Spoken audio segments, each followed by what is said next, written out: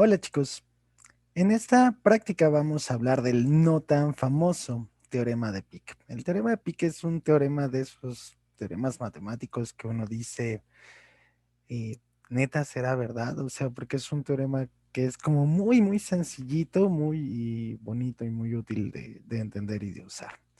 Entonces, bueno, este teorema eh,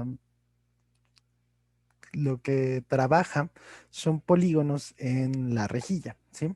Entonces, la rejilla la vamos a considerar como el conjunto de puntos enteros, así, de coordenadas enteras, ¿no? Tanto X como Y son números enteros. En principio eso no es necesariamente cierto, podrían ser algunos números racionales y uno puede formar una rejilla racional, sí, pero para hacernos un poquito más sencillo la vida, vamos a considerar que son solamente números enteros, ¿sí? Y el teorema trabaja sobre polígonos en la rejilla. Entonces, un polígono está en la rejilla si sus vértices están colocados en em, las coordenadas en estos puntos enteros, ¿sí? Entonces, este sería un rectángulo y como podemos ver, sus cuatro vértices están colocados en puntos de coordenadas enteras. Y lo que queremos es calcular el área. Claramente en este rectángulo pues es muy sencillo, ¿no? El área sería justamente 8, ¿no? Este lado mide 4, la base mide 4, la altura mide 2, base por altura, y ¿no? Sería 8. Pero si quisiéramos calcular el área de algunos otros polígonos un poquito más raros, pues esto puede ser como brutalmente difícil. Por ejemplo, en el caso del polígono verde, si quisiéramos calcular cuál es su área, pues tal vez tendríamos que primero dividirlo un poquito. Dividiríamos aquí, dividiríamos acá, tal vez acá. Y entonces ya tendríamos un trapecio, tres triángulos y bueno, pues ya de cada uno de esos ya sabríamos cuál es el área y entonces nada más procederíamos a ¿cómo se llama? A calcular el área de cada uno de esos, la sumaríamos y ya obtendríamos el área total del polígono de forma verde, ¿sí? Además, notemos que ese polígono en particular no es un polígono convexo, o sea, no es como redondito. La noción de convexo esencialmente es que si yo tomo dos puntos dentro del polígono, por ejemplo, ese, um, este punto y este punto, la línea recta que une a esos dos puntos tendría que estar completamente contenida en el polígono y aquí no es el caso, ¿no? Eso es que sea un polígono convexo. Este de acá tampoco es convexo, ¿sí? Y para calcular el área de este polígono azul, pues tal vez tendríamos que poner este triangulito y luego y ya nos quedarían tres triángulos, bueno, pues, bajo el supuesto que mis líneas fueran rectas y tendríamos que calcular el área de esos tres triángulos, lo cual además no necesariamente sería sencillo. Vamos, tampoco es demasiado complicado, seguro lo podrían hacer, pero pues sería bastante talache, sería bastante laborioso, ¿sí? Y eso es, por ejemplo, usando técnicas como estrictamente geometría, si no podríamos ocupar cálculo, pero entonces necesitaríamos calcular una cierta integral, acomodar un poquito, ver cuáles son las funciones que nos dan estas rectas.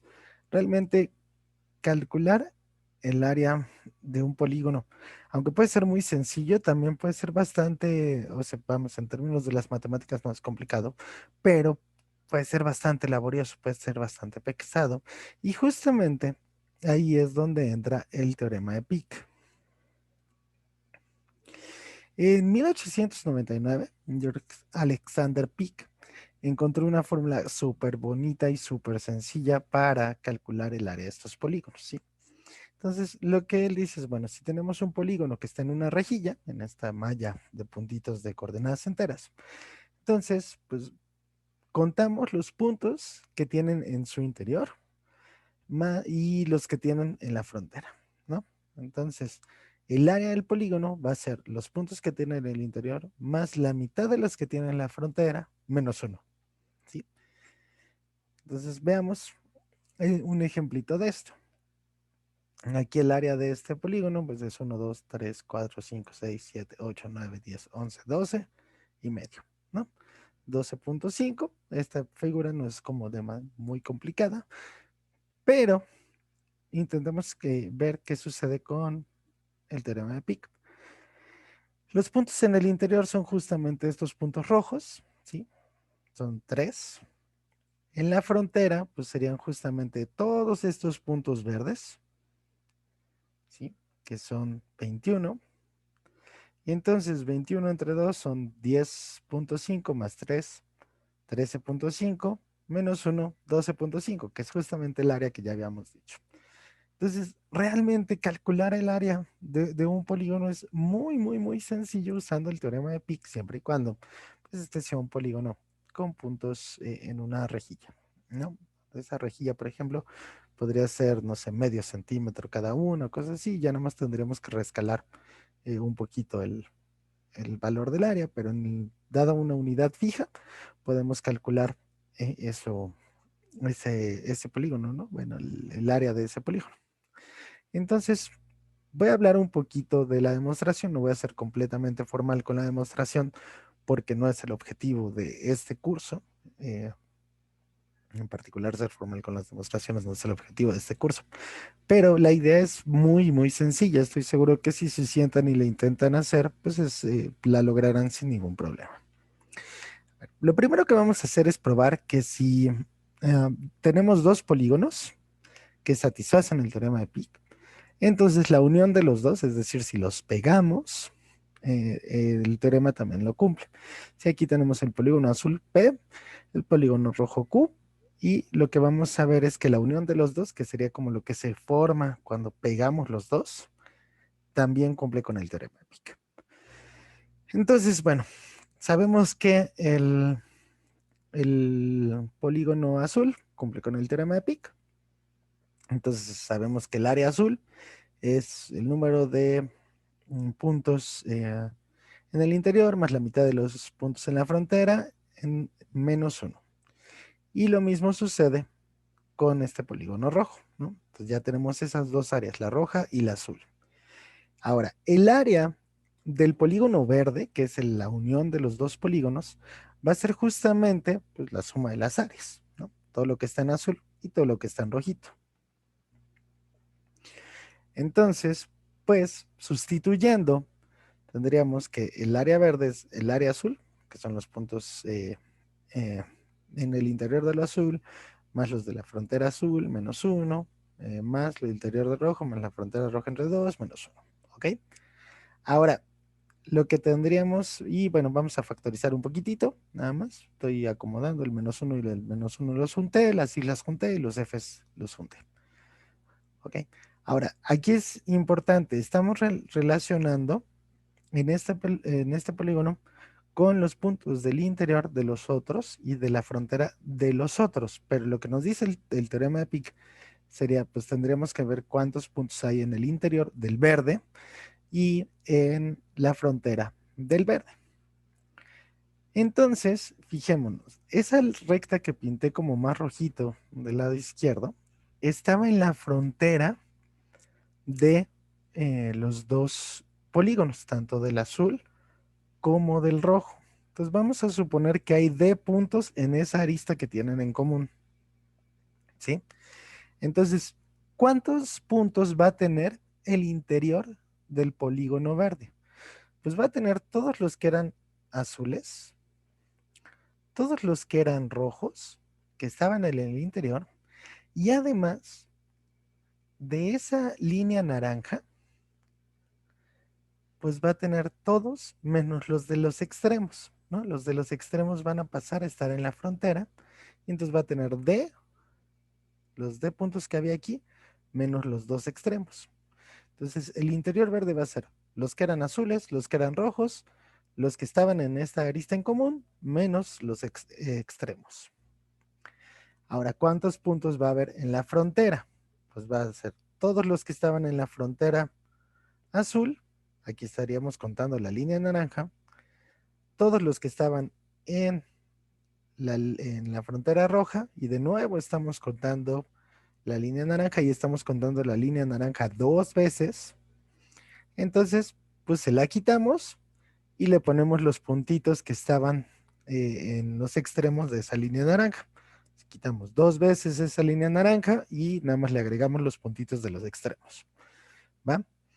Ahora, si yo divido esta expresión entre 2, pues nos queda f más f entre 2, f azul más f roja entre 2, menos d más 1. ¿Y qué pasa si yo sumo estas dos cantidades? Pues justamente obtendríamos la expresión que está hasta arriba, ¿no? I más f entre 2, las d se matan, y menos 2 con 1, nos quedaría un menos 1, ¿va? Que es justamente el teorema de Pick, pero ya en términos de el polígono verde, ¿va? Ahora, tendríamos que probar el siguiente paso, una vez que ya vimos que se pueden pegar bien. Si se cumple el teorema de Pick, los podemos pegar bien. Ahora tendríamos que probar que todo polígono pues lo podemos partir en triángulos, ¿va? Y esto es muy sencillo. Agarramos 3 puntos seguidos en la frontera del polígono y ponemos una rayita entre el primero y el tercero, ¿sí? Y entonces pues podemos hacer una prueba por inducción. eh, Quitamos esa rayita, de cierta manera nos parte el polígono en dos, ¿no? El polígono que queda acá abajo, abajo de esa rayita, y el que queda arriba, en este ejemplo, ¿no? Y entonces el polígono de arriba ya es un triángulo, entonces pues ya está partido en triángulos en sí mismo. Y el de abajo tiene un menor número de vértices, entonces podríamos hacer una prueba de inducción, ¿no? Como tiene menos vértices, inducción sobre el número de vértices, y ya podríamos aplicar una hipótesis de inducción ahí, y tan tan. No es difícil, inténtenla escribir, realmente es un buen ejercicio para hacer inducción y un poquito distinta de las inducciones que uno usualmente trabaja. Y entonces, ¿qué nos faltaría? Fíjense, ya vimos que todo polígono lo podemos partir en triángulos, y que si pegamos dos partes que cumplen el teorema de Pick, pues entonces eh, el nuevo polígono que surge al pegar dos partes también cumple con el teorema de Pick. Entonces lo único que nos falta probar es que el teorema de Pick funciona para todos los triángulos. Si funciona para todos los triángulos, entonces, pues estaríamos diciendo que cualquier polígono lo triangulo, lo calcularía como con cada triángulo y los pegaría bien y todo jalaría perfecto. Entonces, es lo que vamos a hacer. Entonces, lo primero que vamos a hacer es probar que todo triángulo rectángulo con catetos paralelos a la rejilla cumple con el teorema. O sea, un triángulo que se ve de esta manera, ¿no? Los catetos son paralelos, están completamente contenidos en la rejilla. Entonces, ¿cuál es el área de esto, no? Si esto mide B, si la base mide B, 1, 2, 3, 4, 5, 6, ¿sí? Y la altura en este caso mide 3. En general lo estamos haciendo para cualquier VIH, pero es para que quede claro la cuantita. Entonces, ¿cuántos puntos hay? Bueno, primero que nada, vamos a completar el triángulo a un rectángulo. Entonces, ¿cuántos puntos va a haber en el interior? Pues va a haber tantos como B-1 por H-1, que serían los que habrían en el interior del rectángulo. Cuéntalos, no tarda, pone pausa y cuéntalos. Realmente es bastante sencillo. Acuérdate que cuando medimos B, estamos contando las líneas de cierta manera, y B-1 pues es el número de puntos que hay. Lo mismo sucede con H. Entonces va a haber B-1 por H-1 menos los puntos que quedan en la diagonal, ¿sí? Que son los que llamé P. Y en la frontera, pues hay tantos como B más H más 1, más los puntos que estaban en esa diagonal. Entonces, si uno hace un montón de algebrita, va a llegar a que la A, que es base por altura entre 2, también va a ser el número de puntos interiores más los de la frontera entre 2 menos 1. Hagan las cuentitas, no es muy complicado, o créanmelas, realmente es pura algebrita, pero inténtenlo, es un buen ejercicio.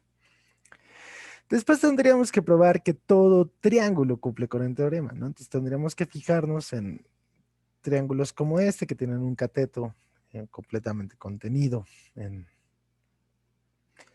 en la rejilla, ¿sí? Y si se fijan, este triángulo, pues nos deja dos, eh, ¿cómo se llama? Dos triángulos rectángulos en color azul, ¿no? El de la izquierda y el de la derecha. Y es más o menos sencillo ver. Y ocupando que también, pues ya sabemos que sí funciona para los triángulos rectángulos, entonces funciona para el rectángulo, porque son dos triángulos rectángulos pegados. Y entonces es más o menos sencillo calcular o ver que se cumple para este tipo de triángulos. Después tendríamos que ver que se cumple para este tipo de triángulos, donde ya no uno de los catetos no está completamente contenido en uno de los lados del rectángulo, sino que nos deja como tres rectangulitos. Y hay otro tipo de triángulos que también son un caso muy particular que hay que checar, que son estos, en los cuales ya no nos quedan triángulos rectángulos en ambos lados, ¿no? Aquí nos queda en la parte superior izquierda un triángulo rectángulo y en la parte inferior derecha no nos queda un triángulo rectángulo, pero vamos, son casitos puntuales que hay que checar y se cumple bastante bien. Y ya con eso terminaríamos la demostración. Ya vimos que se cumple para todo triángulo, que todo polígono lo puedo pensar como una unión de triángulos, todo polígono en la rejilla lo puedo pensar como una unión de triángulos y que cuando los pego funciona. Entonces, pues ya sería toda la demostración. Entonces, lo que vamos a hacer en esta práctica es pensar un poquito en una generalización del teorema de Pick, ¿sí? ¿Qué pasa cuando el polígono tiene hoyos? Los hoyos de cierta manera es como otro polígono ahí metido que más bien se lo quité, ¿no? Aquí, por ejemplo, a mi polígono azul le quité un triangulito y le quité un pentágono, bueno, sí, un polígono de 5 lados. Y entonces, ¿cómo se comporta el teorema de Pick cuando el polígono tiene hoyos, ¿sí? Estoy completamente seguro que si alguien decide googlearlo y con un rato de estar buscando, lo va a encontrar, ¿no? No es complicado, pero justo la idea de esta práctica es que intentes experimentar. Pues haz algunos polígonos, ponles algunos hoyos y ve qué es lo que pasa, ¿sí? O sea, lo que queremos encontrar y no te va a llevar mucho tiempo, pero lo que queremos encontrar es una función que nos diga, bueno, pues el área va a ser como los puntos del interior, más los de la frontera entre 2 menos 1, más algo que tiene que ver con los hoyos, ¿no? Una función que tiene que ver con los hoyos. Ahora, aquí hay un detalle importante. La frontera de este polígono también considera los puntos que están en los hoyos, ¿no? O sea, los 4 puntos que están en el triangulito que quité ahora pasan a ser parte de la frontera. Y los 5 puntos de este pentágono que quité también pasan a ser parte de la frontera. Dejaron de ser del interior y pasan a ser parte de la frontera, ¿sí? En realidad esa es como la definición pues más general, un poquito lejos de lo que usualmente uno piensa de frontera, porque usualmente uno no piensa en polígonos con hoyos, pero esa sería la definición. Entonces cambia la F en estos polígonos con hoyos, la F de mayúscula, la que representa la frontera, y justamente, y también cambia el número de puntos en el interior, ¿sí? Entonces lo que nos gustaría ver es un poquito qué pasa cuando tiene hoyos, cómo se comporta, cómo cambia un poquito el teorema de Pick.